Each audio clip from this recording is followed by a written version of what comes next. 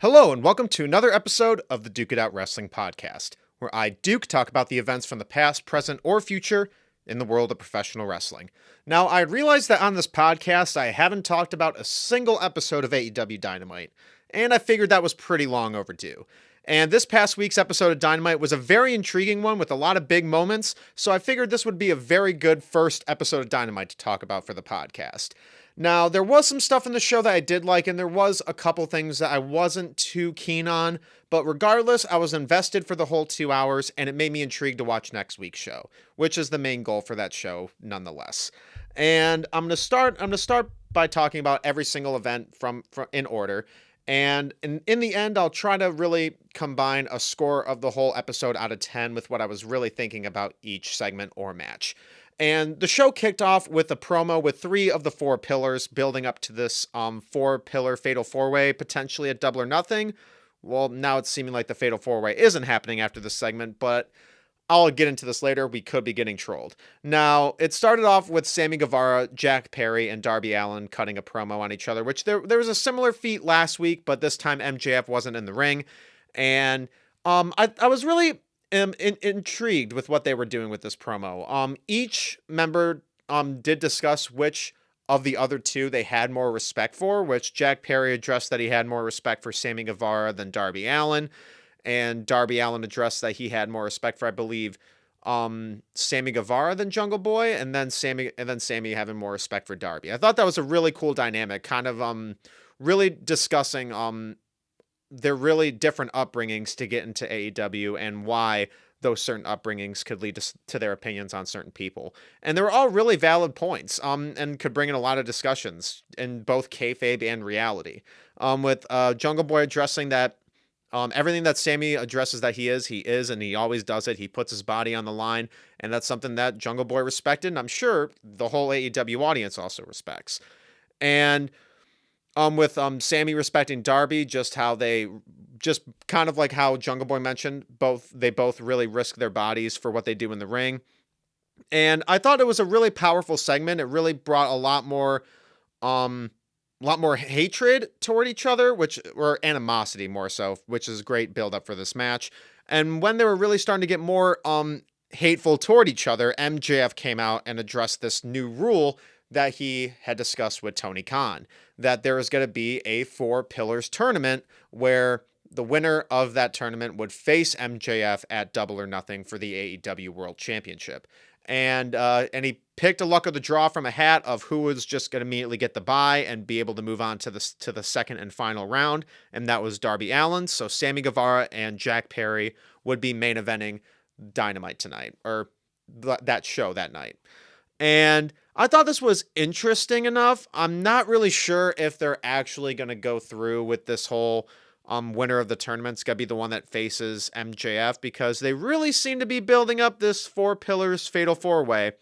There could be the chance that they're wanting to save it until a little bit later, but I'm not really sure what's going to happen. But I think we're going to be trolled from this tournament, especially with what happened later on in the main event, which I'll get into later. And the next segment that happened on that show was a women's tag team match of hometowns. It was the Dynamite taping was in Pittsburgh, so hometown hero Dr. Britt Baker and DMD teaming with AEW Women's World Champion Jamie Hayter against Toni Storm and Ruby Soho.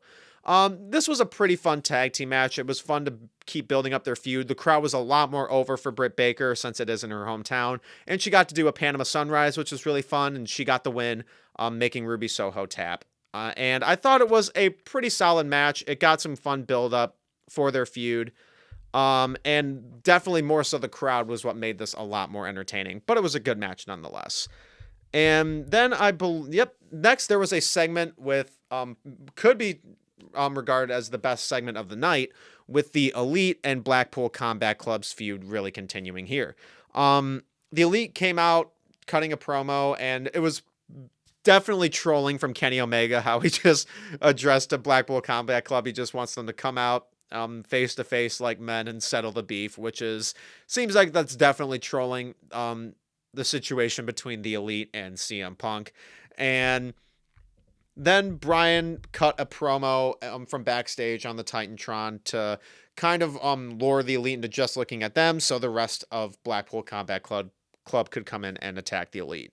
Now, Blackpool Combat Club as heels is honestly one of the best decisions that the company has made in 2023. They are dominant, they are brutal, they are violent, and since they are legitimately one of the best wrestlers in the world, they have the power to literally do anything. And it's such a great type of story for television. Kind of reminds me of a bit of like how dominant the Shield were in 2012 and 2013, ironically, since Jon Moxley were in both factions. But it's a very good way to keep people enticed and to keep watching every single episode of Dynamite every single week. And Bryan has been killing it on the mic as a heel. The brutality from Wheeler and Claudio. Wheeler and Claudio were the most concerning of how I thought they would be portrayed as heels, but they're doing a fantastic job. And then when it seemed like Blackpool Combat Club was going to be getting the advantage, Don Callis walks out with Konosuke Takeshita, and Konosuke decides to run to the ring for the Elite's aid, has a face-off with Danielson, attacks Moxley and Wheeler Yuta. He hits Wheeler Yuta, I believe, with a Blue Thunder Bomb. And then Don Callis walks into the ring so he can raise the Elite and Konosuke's arms in victory, since they technically won this beatdown with Blackpool Combat Club. I thought this was a really great moment, and it elevated even more for Konosuke Takeshita. This was a star-making moment for him. He's already had some terrific matches with Claudio and Bryan on AEW television, but this was definitely a terrific character build for him. The crowd was so invested with him, and the pop when he ran down to the ring for the Elite's aid was one of the best moments of the night. So I really hope this leads to great things for Konosuke, and I think it's going to also bring a lot more intrigue, because since Bryan and Konosuke had that bit of a story earlier on with their mutual respect for each other and how they were describing that Konosuke had been idolizing Bryan Danielson. So I think Bryan's going to start getting into his ear a bit of how he shouldn't be with the Elite, he should be joining Blackpool Combat Club, and maybe it could lead to a Konosuke heel turn, or maybe it could lead to Don Callis joining with them as well, because I think they are going to be building something up with Don Callis, since Kenny wants nothing to do with the Young Bucks, Kenny wants nothing to do with Hangman Page, and the Young Bucks want Hangman Page back in the picture. Don Callis also doesn't want Hangman Page back in the picture. So it is very fun, dramatic wrestling television all around, and the execution of it is what's making it even better. Yeah, top candidate for segment of the night for sure. There were a couple other pretty good ones, which I'll get into later, but I think that one definitely left me with the most to talk about. And after that, we had the first and only championship match of the show. For the TNT Championship, Powerhouse Hobbs with QT Marshall defending against Wardlow with new manager Arn Anderson in his corner. I think Arn Anderson being in Wardlow's corner is a really good idea. I was talking about in my We Need to Talk About video with Goldberg that if Goldberg went to AEW, he could be a really good heater for Wardlow, especially because I think Wardlow does work a little bit better with a mouthpiece, and MJF and him working with MJF was a great duo for a while. So I think him having Arn Anderson's going to do some really good things for him, and I thought the match was solid. But this was definitely the most controversial part of Dynamite. Definitely what I've seen as the most negatively talked about portion of Dynamite. And for me, it is what I liked the least about this show.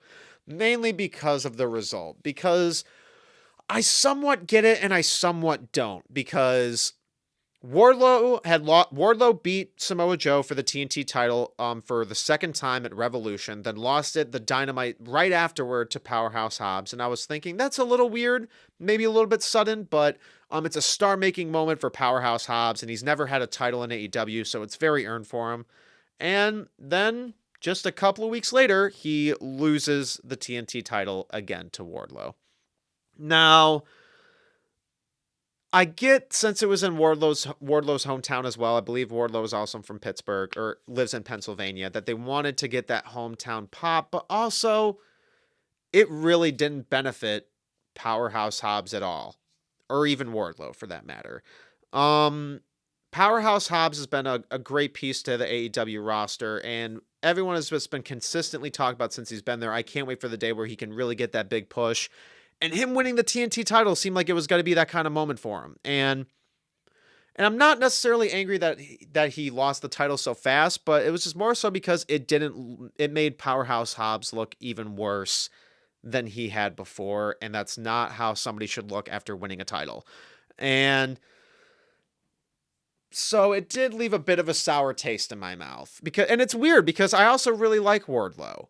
It's not gonna make me immediately just boo Wardlow, but it just was a little weird, and I really don't think it's gonna benefit Powerhouse Hobbs at all, especially because him getting QT Marshall in his corner and as a manager seemed a little bit confusing already when he helped Powerhouse win the TNT title, but now since that whole hype has kind of simmered down immediately since they had quickly lost, I'm afraid it's just going to make the duo of Marshall and Powerhouse Hobbs seem more like jobbers than Powerhouse Hobbs being a very dominant member to the AEW roster. I hope this does some good for Powerhouse Hobbs, or maybe they're going to keep hot potatoing the belt and Powerhouse Hobbs is going to win it back in a few weeks, which even then I'm not sure how that would really be. They really need to build more of an actual blood feud between Wardlow and Powerhouse Hobbs if they want to do that, because they had their brief little moment as a team, I think, a couple years ago, but I just don't think I don't think this feud is as like top tier for a lot of members of the audience. And I think this really needs to build up into a really good feud if you want to keep this going. And I think this should keep going if you want to keep Powerhouse Hobbs looking dominant. But it was a fine match. Wardlow being the new TNT champion, the second ever 3-time TNT champion. It was a cool moment, but it really didn't leave any excitement for me, and I know it really could have done a lot more. Now, after that sad bit to talk about, having to keep opening up the notes on my phone, we had... Oh yeah, but also I should mention that after the match with Wardlow and Powerhouse Hobbs, Christian and Luchasaurus walked out to the ramp to stare down at Wardlow. They didn't say a thing, and then it cut to commercial as they were walking to the back. Now, that is pretty interesting as well. Luchasaurus has also never had a singles title in AEW before, and I was wondering how he was really going to be booked after he had lost his match to Jungle Boy Jack Perry at Full Gear, and then Christian lost his match to Jack Perry as well. So they were definitely needing to move on from that. And I think Luchasaurus potentially becoming TNT champion would be a really cool idea. Or maybe a triple threat with Luchasaurus, Powerhouse Hobbs, and Wardlow. That could be a really fun Dynamite TNT title match. Now for the next segment that I'm going to be talking about. It is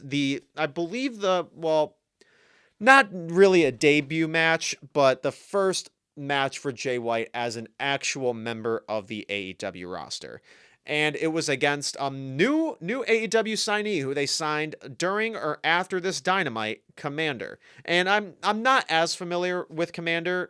I'd seen the tightrope walk clip on Twitter a couple of times, but I wasn't as familiar with his career, so I was really excited to see how he was going to do. And they really gave him a lot of time for this match, and I was really happy about it. There was a couple times where it could have gone a little bit too sloppy or a little bit all over the place, but it got resolved really fast. And especially when I'd learned that Komander is only 24 years old, he is freaking insanely talented. Him bouncing on the ropes to then that jumping Hurricane Rana to Jay White was amazing, and that rope walk is insane. He ran from the entire side of the ring on the top rope and jumped outside of the ring to Jay White. It was a fantastic moment. And then while Komander could have gotten the upset win and fans were maybe starting to believe it with how much longer the match kept going, Jay White did get the win with the Blade Runner, or for WWE fans, we'll just call it the Sister Abigail. And I thought this was a really, really good match. Could be candidate for match of the night besides the main event, which I'll get into a little bit later, obviously. But this was a really great way to get AEW audiences interested in Komander, but it was a bit of a weird choice to have as Jay White's first match on the AEW roster, because I think a lot of people were expecting him to be put into a top tier storyline, but MJF's got the four pillars feud right now. There's the TNT title feud with the big boys of AEW, so Jay White wouldn't quite fit there.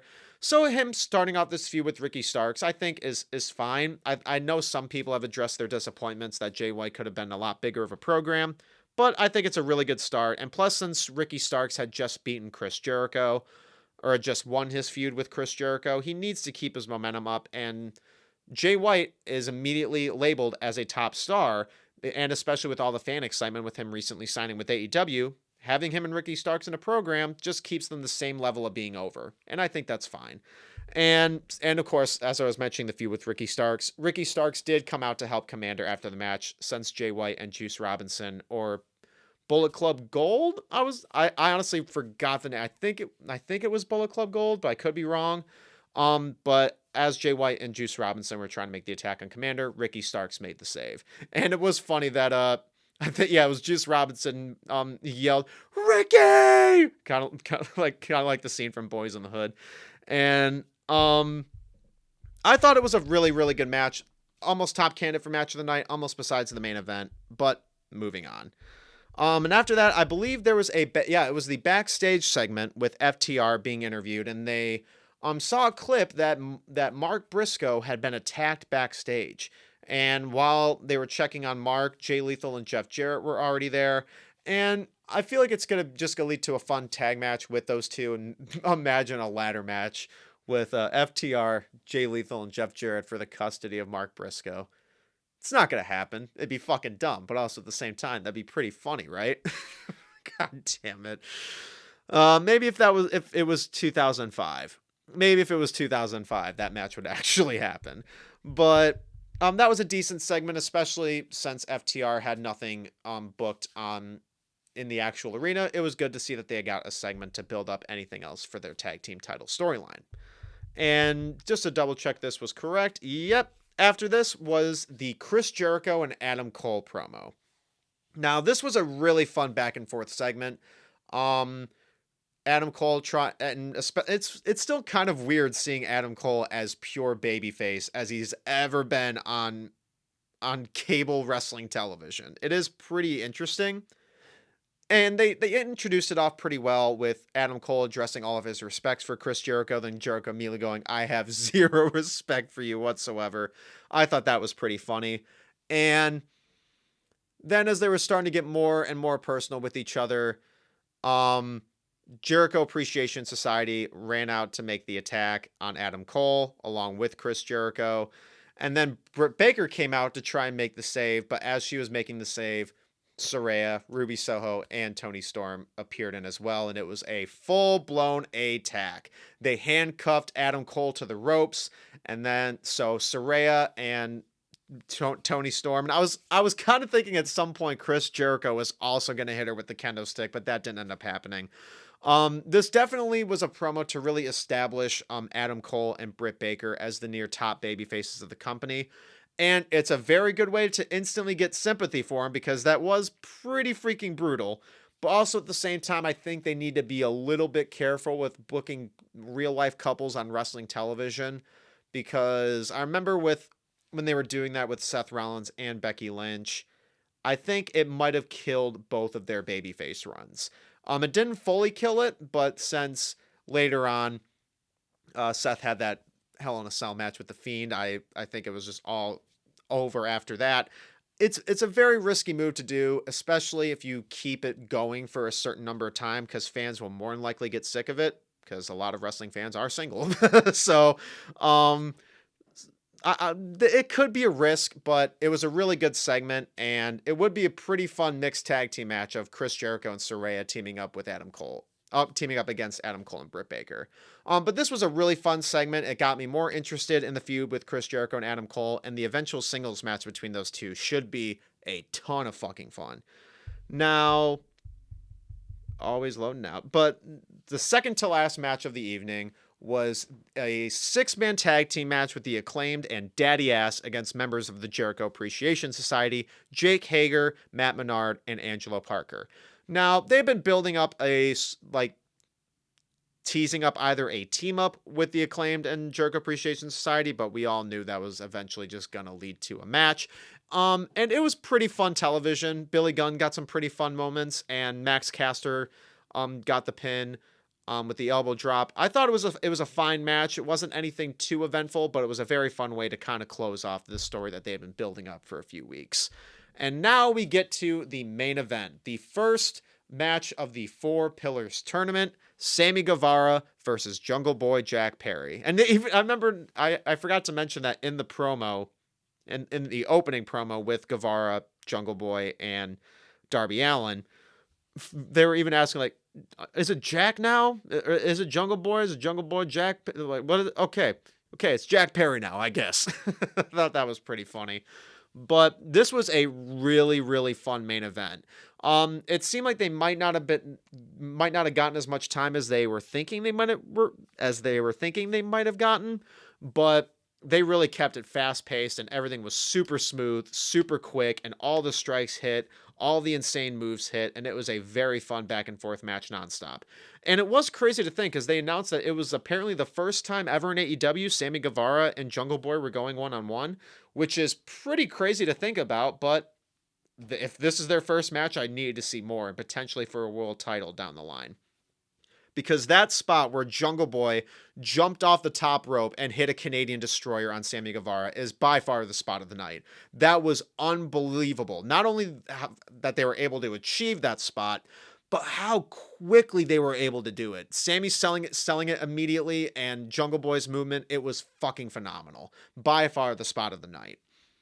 And I was kind of wondering how this was going to end, and then it led to Jungle Boy being outside the ring. He was about to come back into the ring to beat the referee's 10 count, but Sammy had the referee distracted for a second, so MJF could climb over, knock Jungle Boy out with the Dynamite Diamond Ring, so Sammy Guevara could get the win against Jack Perry via countout. And a countout win is very, very rare in AEW. I can only remember it happening one other time, and I think it was to Chris Jericho, or it was in a Chris Jericho feud. That's the only count out win in AEW that I can remember.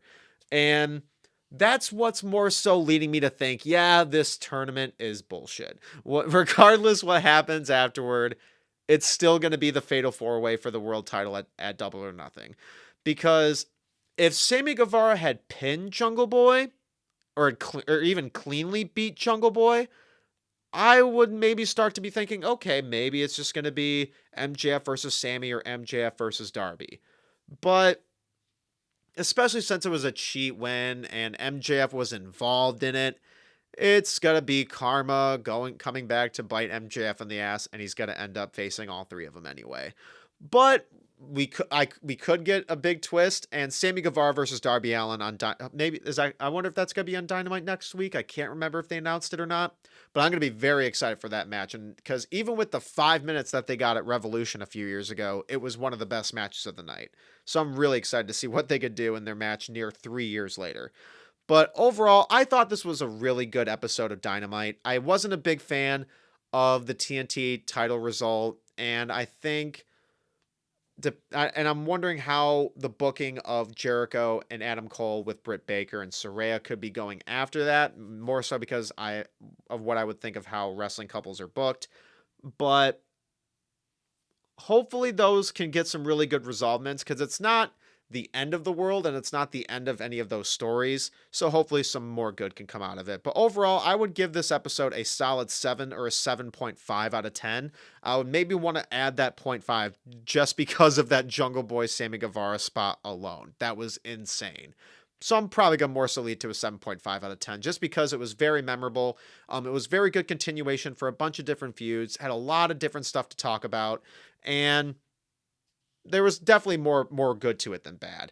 So that was my review of AEW Dynamite and this episode of the Duke It Out Wrestling Podcast. Thank you so much for listening, and please make sure to like this video, subscribe to the channel, ring the bell for notifications, and duke out your opinions below in the comments.